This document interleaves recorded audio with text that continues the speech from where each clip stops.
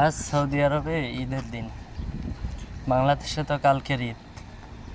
তো আমাদের ঈদের দিন, প্রবাসীদের ঈদের দিন কি যে ঘুম, ব্যাস। আমরা অবশ্য সচরাচর ছুটি পাই না, তো এবছর অবশ্য ছুটি আছে। কোরবানির ঈদে 2 দিন মাত্র ছুটি, ঠিক আছে। প্রবাসীদের ঈদ এমনই চলে। কেবলমাত্র জহুরের জুমার নামাজ পড়ে বের হইলাম। আমাদের তো আজকে শুক্রবার, আজকের আমাদের এখানে ঈদ গেছে।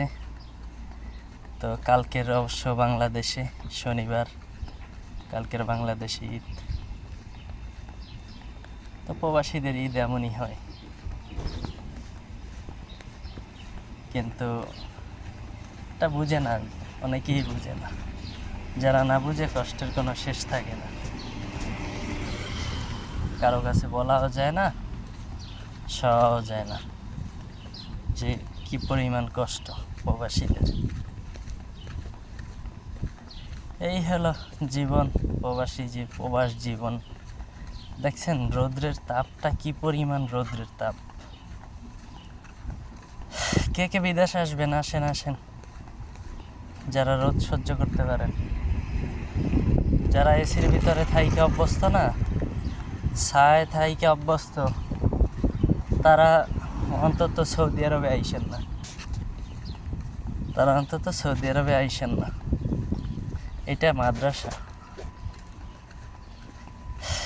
কি পরিমাণ যে রোদ, যেটা বইলা বোঝানো সম্ভব না আসলে, যে রোদের তাপটা কি।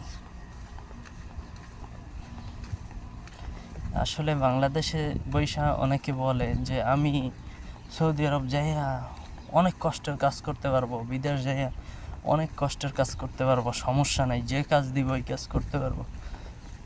ভাই, যত কথাই বলেন না কেন,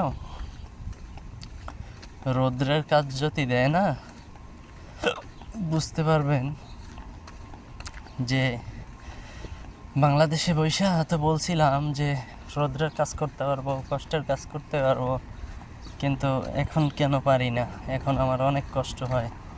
ও সময় তো দেশে বৈশা বলছি যে পারবো, কিন্তু এখন তো জানে কুলায় না।